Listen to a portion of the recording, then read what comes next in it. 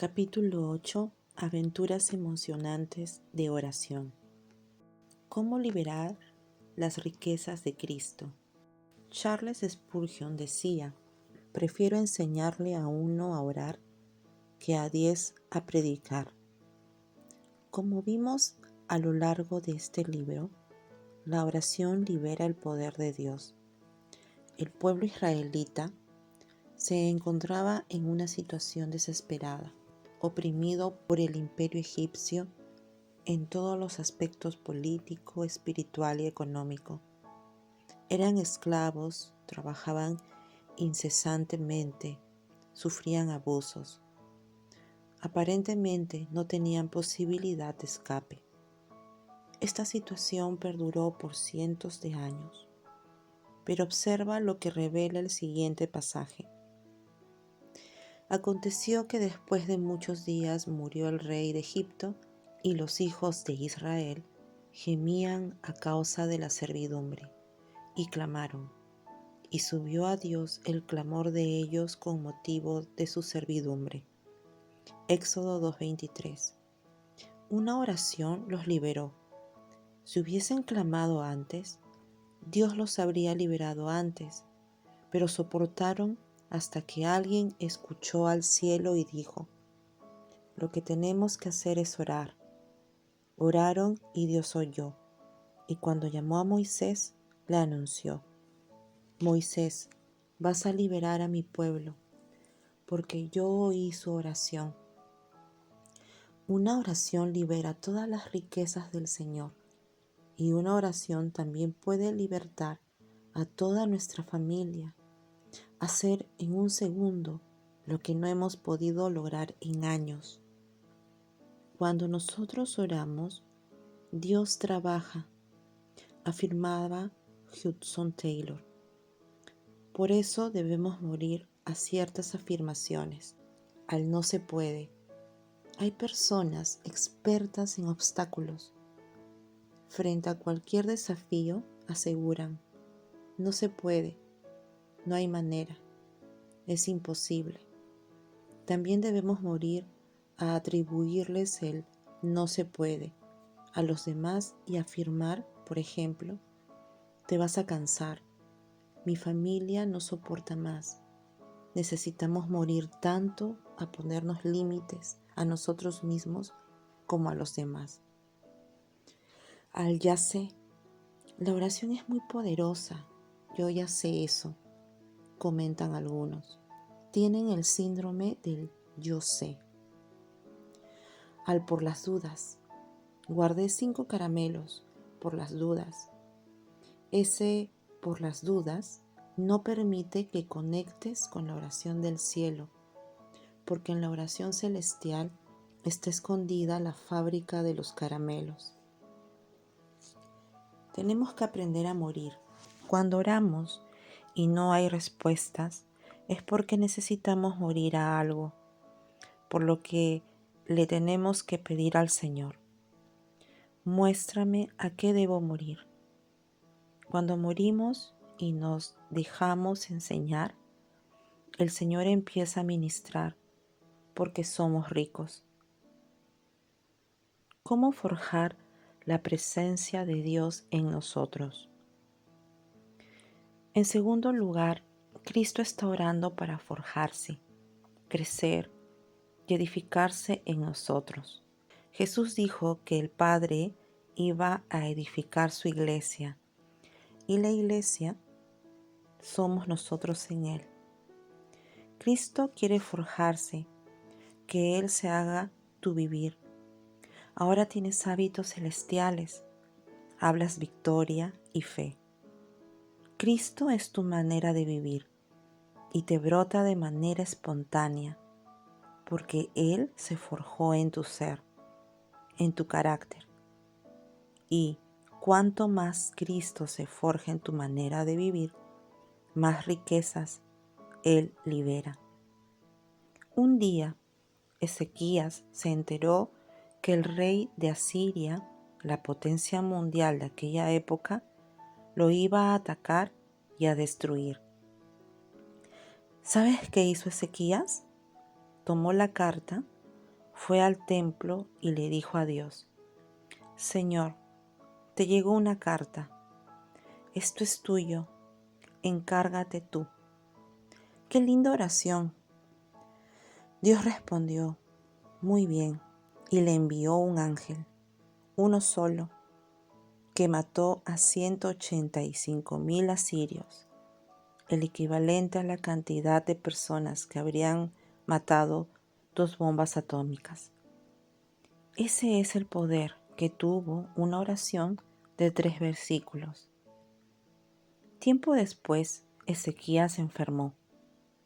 El profeta Isaías lo visitó en el palacio y le anunció: Rey, te vas a morir. No tengo palabra de sanidad. Ordena tu casa, porque morirás, no vivirás. Y se fue. Cuando se estaba yendo, Ezequías se apoyó contra la pared y llorando, hizo una oración de un versículo. Dijo: Señor, acuérdate de mí. Fui hombre de verdad. Hice tu casa, te serví.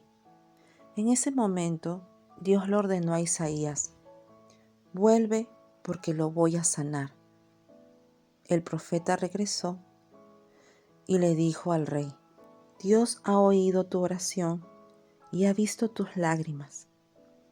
Él le añade 15 años a tus días. Una oración de un versículo le dio 15 años más de vida. Con 2 oraciones, Ezequías ya había recibido 2 milagros tremendos. El rey de Babilonia se enteró de ese milagro de sanidad y envió una comitiva para averiguar más. ¿Qué debía hacer Ezequías? Dar testimonio. ¿Y qué hizo el rey? Observemos el siguiente pasaje. Y Ezequías los oyó y les mostró toda la casa de sus tesoros, plata, oro y especias, y ungüentos preciosos, y la casa de sus armas, y todo lo que había en sus tesoros.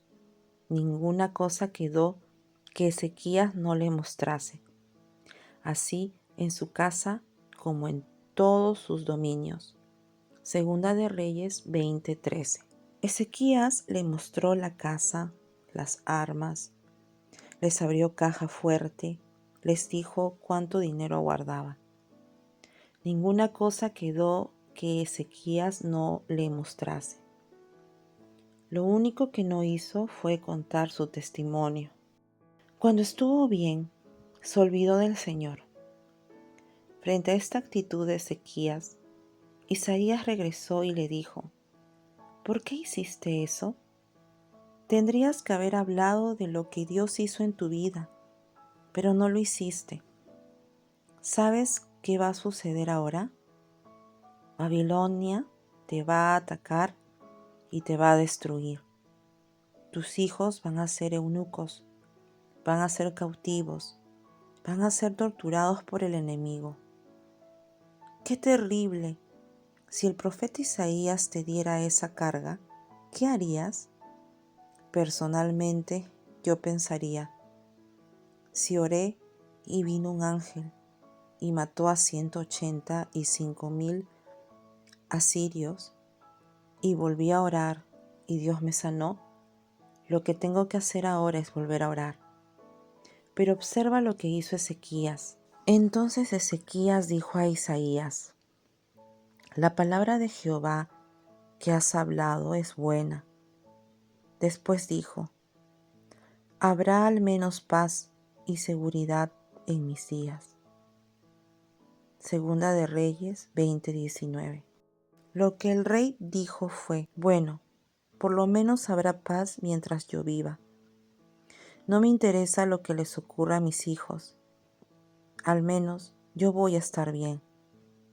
Recibieron milagros, tienen el testimonio, la sanidad, la prosperidad, pero Cristo no creció. Diferente es la historia del profeta Samuel. Ana, su madre, no podía tener hijos, pero un día oró así: Señor, dame un hijo. Sé que necesitas a un hombre que te represente. Si me das un hijo, yo te lo entrego. Dios dijo, eso era lo que quería que oraras. Y le dio al profeta Samuel. El bebé Samuel fue el resultado de la oración. La oración hace nacer las cosas del cielo en la tierra. Ya en el templo, cuando tenía unos 8 años, Samuel fue al sacerdote y le preguntó, ¿me llamó sacerdote? No, niño, yo no te llamé, respondió Elí. 2 veces más durante esa noche, el pequeño Samuel fue a preguntarle a Elí si lo había llamado. El sacerdote, que entendió lo que estaba ocurriendo, le dijo, cuando vuelvas a escuchar tu nombre, di, Señor, habla, que tu siervo oye. Cuando Samuel volvió a escuchar su nombre, dijo, habla, Señor, que tu siervo oye. Y Dios le habló. Así, de pequeño, Samuel aprendió a escuchar la voz de Dios. De grande, Samuel le oró a Saúl, a David y al pueblo. El profeta creció forjando la presencia de Dios. Dios nos va a dar riqueza, sí, pero que Cristo crezca más que cualquier abundancia que Él nos dé. ¿Cómo hacer que el plan divino se cumpla? El plan eterno del Hijo y del Padre es que todo gire alrededor de Cristo. Por eso, cuando oramos para que la casa se edifique, Cristo crece y las riquezas se liberan. Entonces, ¿cómo es que tienes que empezar a orar para cumplir las 3 oraciones? Comenzando por la tercera, que la casa se edifique. Y para ello debes hacer la oración celestial, como vimos en los capítulos anteriores. La oración celestial, familia, amigos y compañeros, conocidos vecinos y desconocidos. Ahora bien, ¿cuándo termina la oración? Cuando la persona ya está dentro del cuerpo. Mientras la persona no esté en un equipo, congregándose, tu oración no terminó. Si oraste, Señor, te pido por mi mamá, para que te conozca y se convierta, y tu mamá se convirtió, tu oración no terminó, porque todavía falta que ella esté dentro del cuerpo. La oración termina recién cuando la persona está congregándose, creciendo en el cuerpo. Hasta que eso no suceda, no dejes de soltarle las palabras que Dios te dé para ella. La oración termina cuando la persona está dentro del cuerpo. Tenemos que orar que lo conozca a Él y que esté dentro del cuerpo para que reciba sus riquezas y Cristo crezca en ella. La Escritura narra que Timoteo, un muchacho joven y sin mucha experiencia, era pastor de la iglesia más grande del mundo. La gente no lo tomaba en serio. Por eso, en 1 de Timoteo 1, Pablo le escribió, Timoteo, el Señor tuvo misericordia de mí. Yo me convertí y de todos los pecadores yo soy el primero. Por eso, quiero darte un mandamiento. ¿Cuál era esa orden, ese mandamiento? El texto original de la carta no estaba separado en capítulos y versículos. Alguien hizo la división y separó el mandamiento del capítulo 1 y lo colocó bajo el título de capítulo 2. Hecha esta aclaración, veamos cuál es el mandamiento de Pablo para Timoteo. Oración celestial. 1 de Timoteo 2:1. Exhorto ante todo a que se hagan rogativas, oraciones, peticiones y acciones de gracias por todos los hombres. Aquí ora por todos. Primera de Timoteo 2:4, el cual quiere que todos los hombres sean salvos y vengan al conocimiento de la verdad. Aquí, todos salvos. Primera de Timoteo 2:6, el cual se dio a sí mismo en rescate por todos, de lo cual se dio testimonio a su debido tiempo. Murió por todos. Primera de Timoteo 2:8, quiero pues que los hombres oren en todo lugar, levantando manos santas, sin ira ni contienda. Ora en todo lugar. El apóstol le dice a Timoteo, Timoteo, vas a tener que orar e interceder por toda la gente. No puedes orar nada más por lo que te quieren ni por tus problemas domésticos. Quiero que ores por todos. No se trata de entregar la ciudad a Cristo o invitar a las autoridades y orar por ellos, aunque eso no está mal. Pablo hablaba de ir a la familia, a los amigos, a los conocidos y a los desconocidos y orar por todos. Observemos ahora el versículo 4. La voluntad de Dios es que todos sean salvos.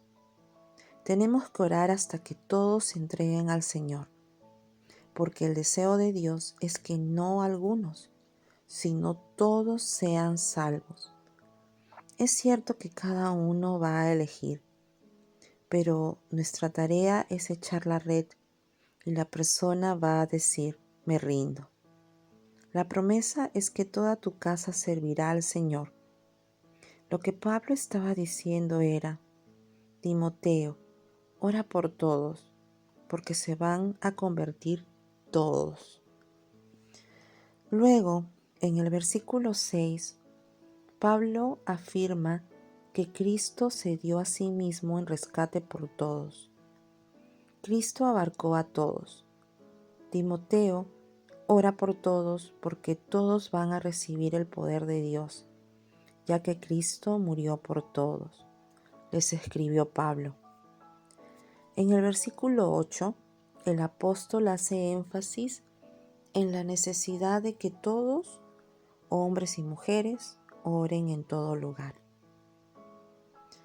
Coincidencias divinas.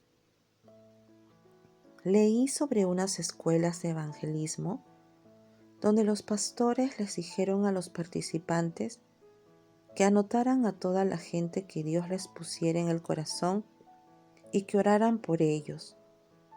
Uno oró por 38 personas, otro por 45, otro por 64. Le creyeron a Dios. ¿Y sabes qué ocurrió? Todas las personas por las que habían orado se convirtieron. La oración es emocionante y veremos cosas grandes. Comienza a aprender a orar tú mismo por ti. Dios quiere que aprendas a hacerlo. Él quiere que entres en la dimensión donde todos oramos, donde todos soltamos a Cristo y donde todos vemos cosas hermosas y gloriosas. Las riquezas se liberarán, Cristo crecerá y la casa aumentará. La oración es lo más emocionante que existe. La oración cambiará nuestras vidas y será una aventura. Habrá respuestas que vendrán en simultáneo. En el mismo momento en que estemos soltando la palabra, Dios estará obrando. A continuación, te comparto algunos testimonios.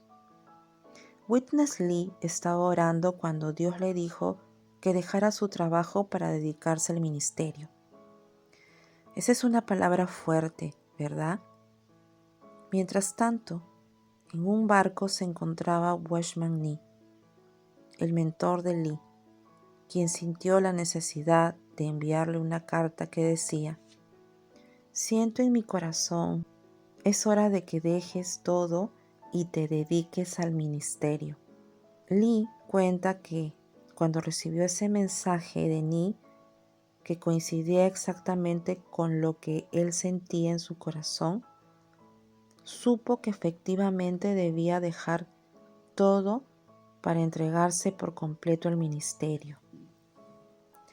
Prepárate para las coincidencias divinas. Una persona le mandó $25 al evangelista David L. Moody.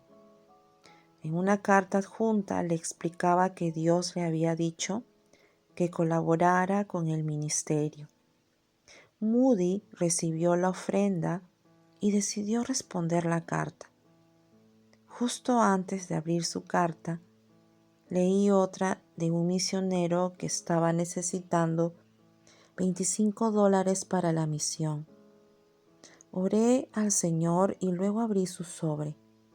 Allí encontré los $25 que el misionero necesitaba. Dios nos ha respondido a los tres, escribió. Prepárate para ver cosas insólitas, porque mientras tú estés orando, Dios estará obrando. Una mujer fue a ver a Charles H. Spurgeon y le contó: «Pastor, mi marido es malo, loco. He orado, ya no sé qué hacer». Spurgeon le respondió: «Hermana, usted hizo todo, ahora me toca a mí». Se arrodilló y le dijo al Señor: «Alcanza a ese hombre, Padre, rodéalo, quebrántalo y tráelo». La mujer, incrédula, preguntó: «¿Ya está?». Cuando salieron de la oficina, fueron a la reunión. Mientras Spurgeon estaba predicando, entró el marido llorando y se entregó al Señor. La mujer vio la respuesta a la oración media hora después de haber orado. Prepárate, porque soltarás misiles celestiales y la respuesta de Dios llegará antes de lo que imaginas. Un padre llegó a su casa y le dijo a su hija de 8 años: «No sabes lo que me pasó hoy». La niña respondió: «Encontraste $10, ¿verdad?». El padre quedó sorprendido. La niña había orado para que Dios le diera $10 a su papá. Esa niña, de tan solo 8 años, pudo oír el cielo y conectar con él. En 1970, una mujer estaba en un congreso en Keswick, Inglaterra, y le pidieron orar por la traducción de la Biblia a un dialecto indígena de México. 10 años más tarde, en otra conferencia, en 1980, anunciaron que la Biblia había sido traducida a ese dialecto en 1970. La mujer se enteró una década después que su oración había sido respondida. Dios guardará algunas respuestas para que años más tarde te enteres que tu oración trajo algo del cielo. La oración es maravillosa. Joy Dobson estaba en un programa de televisión en Estados Unidos. También había sido invitado un mafioso, quien compartió el testimonio de cómo se había convertido. Durante el corte, Dobson le preguntó quién había orado por él. El hombre respondió que nadie. Fue entonces que Dobson le mostró su cuaderno de oración. Ella había orado por los que estaban en la mafia el mismo mes y año en que el hombre se había convertido. Estos son testimonios de la gloria de Dios. Un niño se había golpeado muy fuerte un dedo de la mano.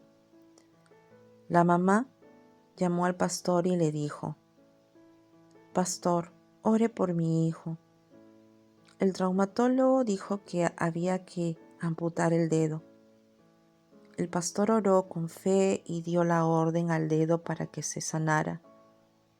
Al día siguiente se enteró de que le habían amputado el dedo al niño. «Señor, ¿cómo es posible? Yo tuve en mi corazón que el dedo iba a estar bien», le dijo a Dios muy enojado. Una semana después, la mamá del niño llamó al pastor para que fuera urgente a su casa a ver algo increíble. El dedo amputado de su hijo había comenzado a crecer de nuevo. El caso fue presentado en la Asociación de Traumatología. Dios le habló al pastor y le dijo: «Yo te dije que el dedo iba a estar bien. Lo que no te dije fue cómo lo haría. Prepárate para sorprenderte, porque Dios cumplirá su palabra de maneras inesperadas». Un bebé estaba muy enfermo. Muchas personas ya habían orado por él, pero el milagro no ocurría. Un joven pidió orar también por el niñito, y un instante después de que este muchacho le impusiera las manos, el bebé se sanó. Catherine Marshall, en su libro, cuenta que le preguntó al Señor: «Padre, ¿qué sucedió? ¿Por qué la oración del joven dio resultado?». Dios le dijo: «Porque todos oraron con tristeza, pero ese joven oró con alegría». Orar con alegría era la carga. Una mujer estaba orando por su tía. «Cambia a mi tía, quebrántala, que deje de tener tan mal carácter». Pero Dios le dijo: «No ores más eso. Vas a orar para que yo la bendiga más que a ti, que le triplique las bendiciones». Ella respondió: «No, Señor, bastante daño me ha hecho». A veces, mientras estás orando, Dios también te trata a ti. No fue fácil, pero la mujer perdonó a la tía, lloró como el Señor le había indicado. Como resultado, la tía conoció al Señor y se sumó al cuerpo de Cristo. ¡Qué impresionante! Kenneth E. Hagin cuenta que en una ocasión, justo cuando estaban por comer, sintió que debía orar, por lo que dijo: «Hermanos, tengo que orar». Se preparó para decir una oración, pero solo emitió un gemido.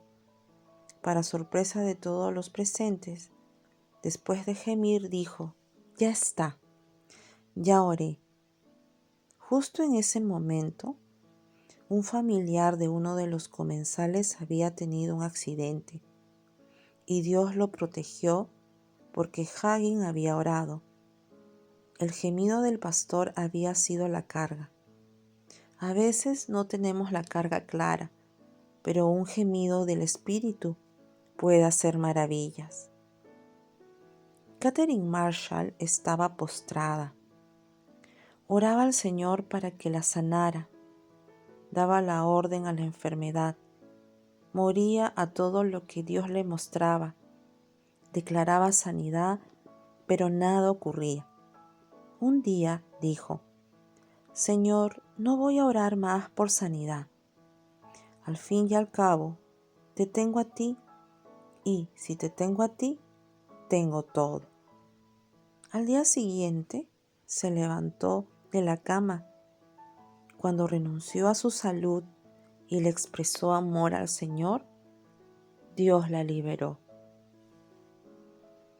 Smith Wigglesworth, conocido por su fe, relató que un hombre llegó a pedirle que orara por él, porque estaba muy enfermo. Wigglesworth aceptó y rápidamente le dio una trompada.